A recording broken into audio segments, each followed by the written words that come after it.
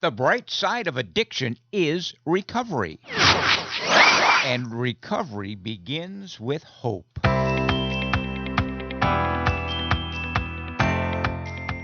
If you are new to our podcast, we welcome you. And if you have been here before, we welcome you back. And if you're in recovery or know or love someone who is, or you simply want to know more about the recovery process, or maybe you're a bit concerned about someone you know or love who is harmfully using alcohol or any other drug, well, this is the podcast for you, as we carry the message of hope and the promise of recovery. And a reminder that you can find all of our podcasts at recoverycoasttocoast.org. Recent episodes have featured an historic interview that I did 41 years ago with Mrs. Betty Ford, plus interviews with actor John Larroquette, astronaut Buzz Aldrin, musician Bonnie Raitt. All these interviews and more are on our website. Check it out. Plus conversations with everyday people in long-term recovery, sharing their story, their insight, and their path. Now, in this edition of Recovery Coast to Coast, we're going to meet Lanae. Now, she's a woman who has been in recovery for nearly 30 years.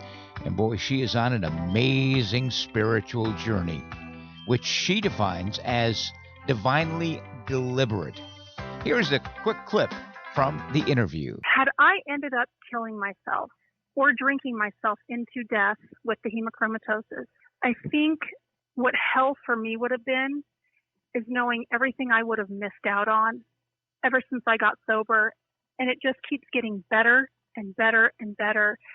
And if I had been shown that, if I had actually not sobered up and I had to view whatever all I would have missed, I really think that would have been hell. Every time that I have gone through what I think I can't get through, and I can't get to the other side, it's just too painful.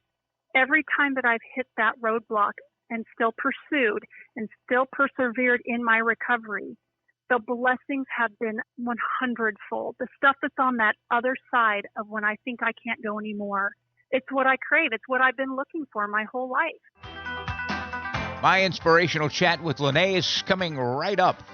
And a little later in the podcast, we're going to hear some inspiring words from the late, great actor Lou Gossett Jr. Our website is recoverycoasttocoast.org. Following 17 years of nightly broadcasting on iHeartRadio in Seattle, our podcast features interviews with everyday people in long-term recovery, plus well-vetted resources for individuals, families, and friends. We invite you to enjoy it and to share it with your friends as well. Recovery is an American way of life. And if you'd like to help us out financially or know of a foundation or a company or a corporation or an angel that might be interested in underwriting our program, we would be oh so grateful. Our email address is recoverycoasttocoast@comcast.net. We would love to hear from you. Recovery Coast to Coast is supported by Sundown M Ranch, one of America's oldest, least expensive, and most successful treatment programs. Now, going into treatment is one of the biggest decisions a person or family has to make. And there are a lot of treatment centers around the country. How do you decide? What do you base the decision on? Well, my advice to someone who is looking for treatment is to make that decision based on the quality, reputation, and staff. And that'll take some research. Now, sadly, not all treatment centers operate in the best interest of the patients. There are some flashy ads that you'll see for high-end treatment programs with elaborate amenities, including swimming pools or spas, flat-screen TVs in every room, and on and on.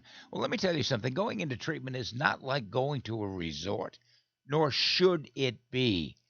It's about treating a very serious medical condition. Before you make a decision on where to go for treatment or where to send someone you love, please consider Sundown M Ranch. Now, they are a not-for-profit program. They've been successfully treating individuals and family members for well over 55 years. They are founding members of NAATP. That's the national organization that has a strict code of ethics. Their staff is well paid. They've been together a long time. The emphasis is on patients, not profit. They check all the boxes. Their motto is the patient is the reason that we are here. Check out their website for more information and take a look-see at their facility, which is not far from Seattle. Sundown M Ranch, where recovery begins. Well, I invite you to join me for a quick cup of coffee as I share a wonderful conversation with Lanae about her descent into addiction and her amazing road to long-term recovery. Nearly 30 years. Let's listen. Welcome back once again, Recovery Coast to Coast, America's Voice for Recovery. Catching up this time around with a woman from Boise, Idaho, that is a friend of a friend, as they say. Her name is Lanae. She spent a lot of time in the addictions field. She's on a marvelous spiritual journey, which we will find out about. And she has been in recovery, I understand, well over 30 years. Is that accurate? Almost. September 12th, 1994 is my sobriety date. So in September, I will have 30 years. Congratulations, one day at a time. It's all about today, Lanae.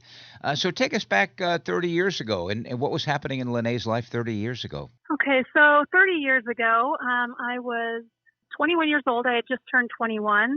I had been diagnosed at age 17 with an iron overload disease called hemochromatosis. The reason that they diagnosed me so early and found it was because of how much I was drinking. I had excessive high iron levels. So after a bunch of testing, genetic stuff, they realized I had it. One of the things that they let me know was the reason that they found it is because when you mix alcohol and iron, excessive amounts of iron, it's like putting gasoline on a fire. Oh, my goodness. And so at 17, they said, and this was after I was laying in a hospital bed after a liver biopsy, and they said, if you drink ever again, you're going to die.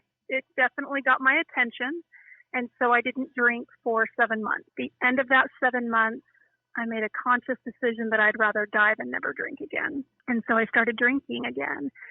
And I drank for 4 more years, obviously did not die, but a lot happened in that 4 years that brought me to my bottom.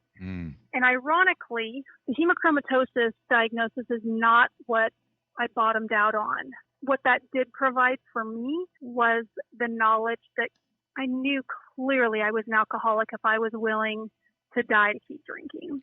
And so that was the progression of that. And then over the next 4 years, I tried to quit. I tried to quit desperately. At the end, I went into treatment and still kept drinking. You know, we talk about that pitiful, incomprehensible demoralization, and that's where I arrived. For me, the ultimate dilemma was that I couldn't kill myself. I was too chicken to do it, and I didn't want to live in this world anymore.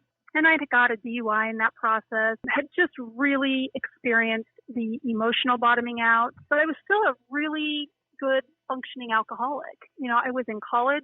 I was working full time. I lived on my own with a roommate. I was paying my bills. Like, it was still very manageable on the outside. It was the inside where I was dying, knowing that I've been given this lot of you can't ever drink again because you're going to die, and I'm just chasing it and chasing it and chasing it. When you went into treatment, what were the events around that? Was there an intervention? Did family urge you, or did you wake up on a bright, sunshiny day and say, I'll do something about my drinking? Would have been New Year's Eve, 1993, and I'd gone out and done a really good job that night, and woke up the next morning, which was January 1st of 1994. And all I knew is I didn't know anything what had gone on the night before. I had rug burn all over my face. Vomit was all over the floor. My shoulder was black and blue, and I was still really, really, really drunk.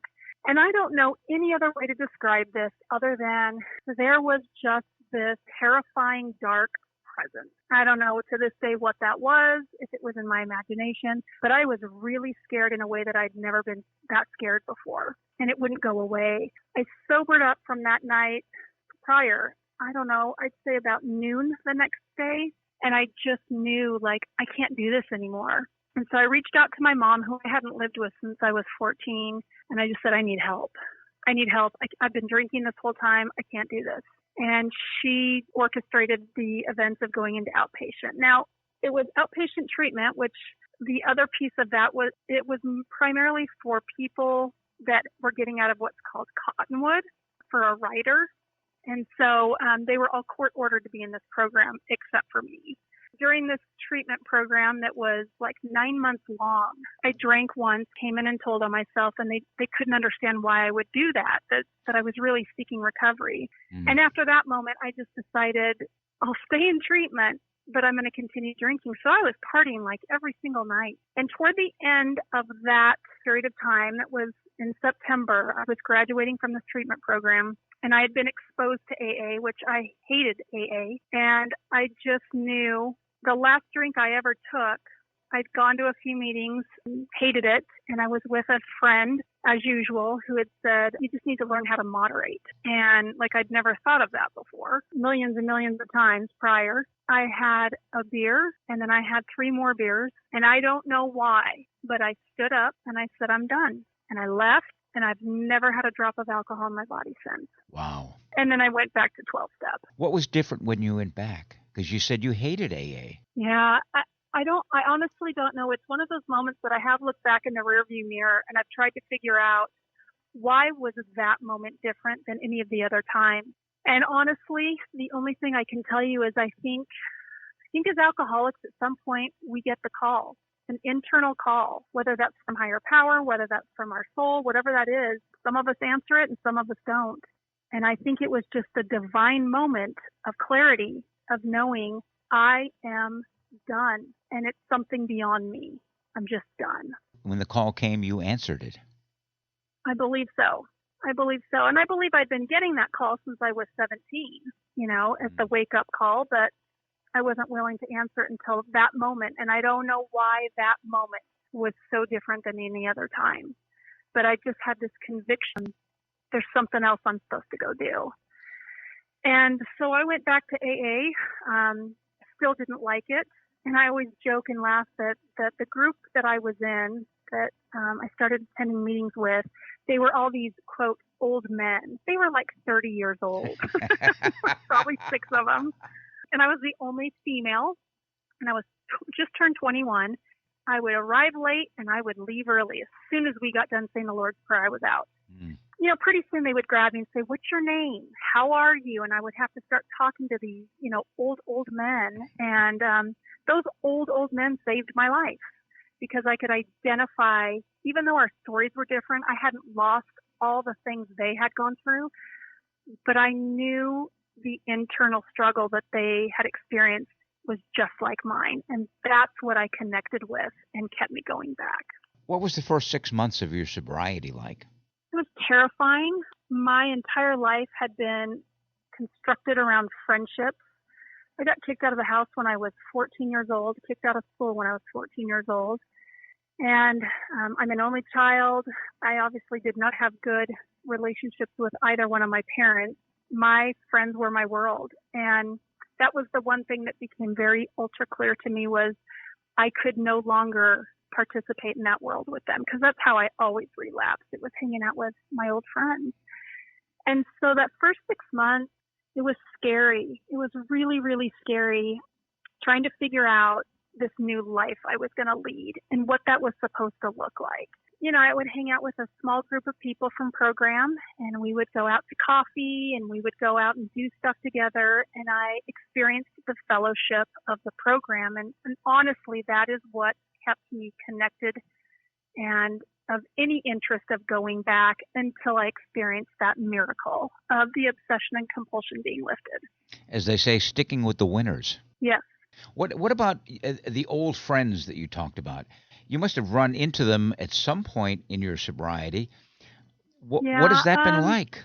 So very few of them, honestly, have I run into. And I grew up here, so they're still around, but, they're not quite as interested in being around me when I'm no fun anymore. Ironically, there was one person that did stay by my side and always had. We went to high school together. They saw the worst of me. They're the ones that bailed me out when I got my DUI. They were the ones that would pick me up off the floor when I was passed out by a toilet at some random party. And that person was my best friend, who 4 years into sobriety became my husband and is still to this day my husband. Oh, what a wonderful story, Lanae. I often say there's no such thing as coincidence, it's God incidence, and this certainly sounds like one of those. I definitely believe that was a meant to be kind of And it wasn't a fairy tale, but it was, I call it divinely deliberate. Yeah. How did your mom react to your sobriety? She was elated. I was the prodigal son that she had waited and waited and waited to come home. I actually moved back in with my mom right before I got sober, actually. I'd had that moment of clarity in my apartment where I really was desperate and wanting to die and kill myself. And I had that moment where I knew I can't keep doing what I'm doing and be free of this. And so I called my dad and asked if I could move back in with him. And he thankfully said no, because I really don't think I would have stayed sober there. Called my mom and said, can I come back home? And she said yes. And that was, many years after I'd left there. And so I did go back there. I was still drinking though. And that lasted, I believe, for about, I want to say a month and a half. And it was just this, they were a very religious family and very naive, her and my stepdad. I could get away with a lot of stuff. But there did become that moment, like I described earlier, when that happened. And I was able to not just physically come back home from that prodigal son story, but I was able to emotionally and mentally be present as well. There was a lot of healing that took place in those first years of recovery, living at her house, getting sober. Did they do anything in terms of an Al-Anon or any sort of education about the disease? No, they never have. And it's unfortunate because as much as there was a healing that took place, that has been a very long journey of trying to be in relationship with people that are still in their own disease and their own struggles. And when I say disease, I do mean from the Al-Anon perspective. Sure. It's been a long, long journey of surrender and a lot of fourth steps and a lot of 10th steps around that relationship, especially with my mom. So fast forward now a few years later, how did you get involved in the alcoholism field? Like I said, I was in college when I got sober. One of the things I absolutely knew was I wanted to be a drug and alcohol counselor and, go help people like me. And so I graduated with a degree in social work with a minor in drug and alcohol. And in the last year of going to college, I did an internship at Ada County Juvenile Court Services. Shortly after graduation, got hired on as the program person to run it was a day treatment program at that time. And then it expanded into residential, intensive outpatient, and aftercare programs that I was in charge of pretty much all of that. And I loved working with teenagers because I knew I wasn't that far away from it at that time. And I knew what it was like to try to get sober at such a young age. What role does spirituality play in your recovery, Lanae? So today, it is the most important thing in my life. It comes before my kids. It comes before my husband. The gift of being in recovery is I believe that my primary purpose is to stay sober and help other alcoholics to achieve sobriety. I spend a lot of time in meetings. I spend a lot of time sponsoring other women. And I spend a lot of time in groups with prayer and meditation, some outside stuff from 12 Step. I spend my mornings in prayer and meditation, seeking God's will. And I just know that the more that I draw into that space and the more important that becomes in my life, the more freedom and gifts open up of stuff I never ever experienced, even, in early recovery and middle recovery. I feel sad when a lot of times I hear in meetings that people just do the steps and that's it. It's just about not picking up the drink, because I have experienced so much more beyond just not picking up the drink. I've had so many miracles happen over the course of my sobriety. We could spend hours talking about these things that have happened as a result of trusting this higher power and trying to do His will in my life. I imagine you probably sponsor some folks around town? I do. I sponsor a number of women. It's interesting. I sponsor the way that I was sponsored. And although I sponsor a lot of women, not a lot of women stick around to continue to be sponsored. I have a lot of people ask me to sponsor them. I don't have a lot of people that go through all 12 steps and stay sober. It's a simple program, but not an easy program. Yeah. How is your sobriety today, 30 years later, essentially, different than it was during that first year? Mm. Well, kind of like I would have mentioned before, in the beginning it was just about not picking up that drink, trying to live somewhat of a moral existence compared to what I had been living prior to recovery. Today, I live in the 11th step. I really do have a desire to follow whatever God's will for me, and whatever He wants me to do, I'm willing to do it. Now, that doesn't mean that I don't have fear about it. It doesn't mean that I don't have any reservations, but I have the willingness today to do whatever is in front of me that I feel like He puts in my life. I can honestly say that I have fallen in love with my higher power. It is the most important relationship in my life, and I spend a lot of time trying to learn what it is He wants me to do while I'm left on this earth. And that is such a far cry from, where we start off with, for me, that root of selfishness and self-centeredness. I wasn't interested in God's will. I certainly wasn't interested in helping other people. Even in the beginning, it was not appealing or attractive to me. And today I am so blessed with having the ability to spend as much time as I do in the spiritual life and being able to give back what has been so freely given to me. I certainly believe that in the whole treatment process, the key is spirituality. Yeah. What do you say to women who are perhaps now in the same place that you were 30, 31 years ago? I was sharing in a meeting earlier in the week, and one of the things that we were talking about, in the beginning, our story and what got us here. And I shared my story. It came to me that had I ended up killing myself or drinking myself into death with the hemochromatosis, I think what hell for me would have been is knowing everything I would have missed out on ever since I got sober. And it just keeps getting better and better and better. And if I had been shown that, if I had actually not sobered up and I had to view whatever all I would have missed, I really think that would have been hell. And for women that are in that same boat, just keep going. We talk about the only two times you should ever go to a meeting is when you want to and when you don't want to. And I feel like sobriety is the same way. The only time you should keep moving forward is when you want to and when you don't want to, because it's going to be hard. I have gone through so much more painful life circumstances in sobriety than I ever did while I was drinking. A lot of that is due to just life and my age and walking through, different trials. But every time that I have gone through what I think I can't get through, and I can't get to the other side, it's just too painful.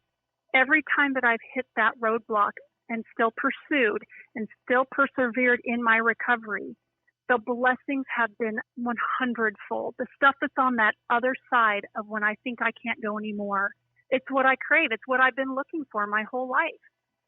It's what I thought I would find in the bottle. That would be what I would want women to know, is just that for me, I didn't ever hit this plateau of, okay, I'm done, I've arrived.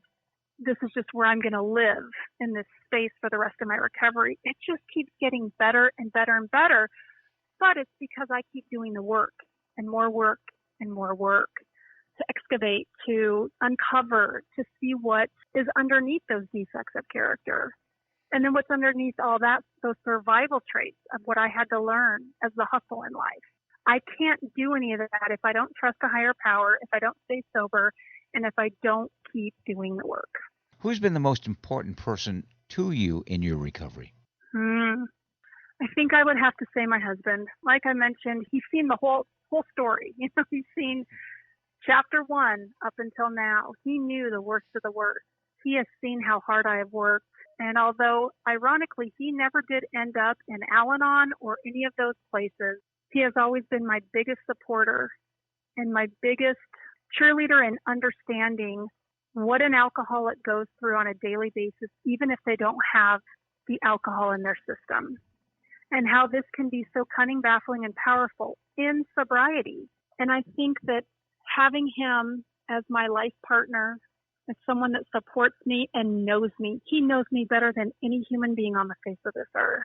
And to have that kind of connection and know that someone still loves you just for who you are, not what you can do for them, has been a really, really profound gift that I've been able to receive. Lanae, you have gone from surrender to survival to flourishing, enhancing your recovery day by day. And I appreciate you sharing your story of experience, strength, and hope.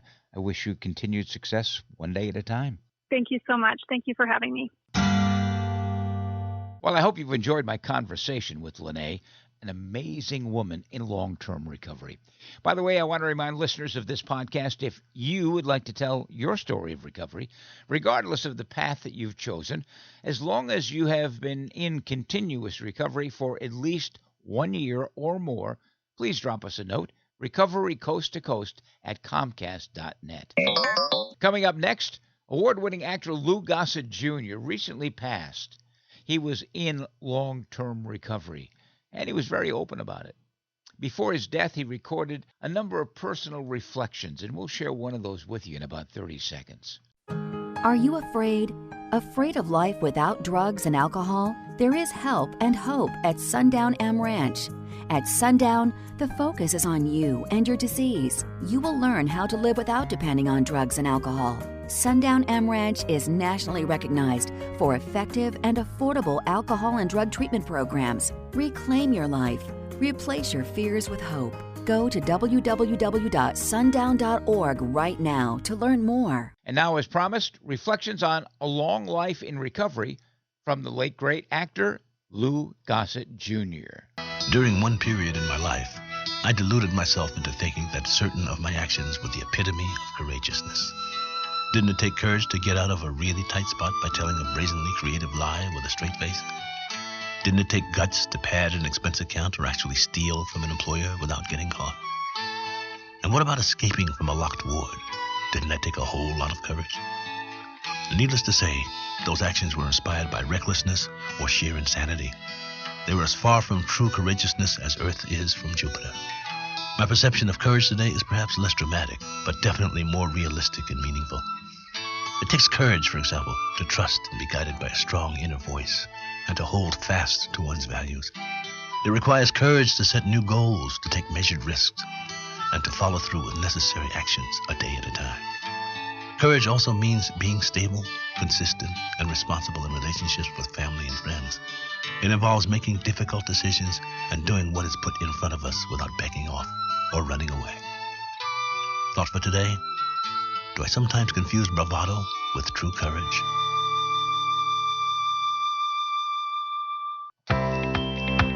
Well, that wraps up this edition of Recovery Coast to Coast, a national podcast. If you've enjoyed our podcast, and I certainly hope you have, please share it with at least one other person. And if you'd like to get in touch with us, our email is recoverycoasttocoast@comcast.net. And please hit the subscribe or follow button. It's free, and you'll be notified the next time we publish a podcast. Remember, if you know someone who is experiencing problems with alcohol or any other drug, here is a 24-hour national helpline that offers free information and confidential treatment referrals. Spanish-speaking individuals are available as well. The number is 1-800-622-HELP, H-E-L-P. And we encourage you to check out findsupport.gov. It's a website designed for individuals, families, and friends, including information on how to pay for treatment, including low-cost and free treatment options. You can find healthcare support there as well. How to help someone else or find help for yourself. It's all in one place. Find support, one word, .gov.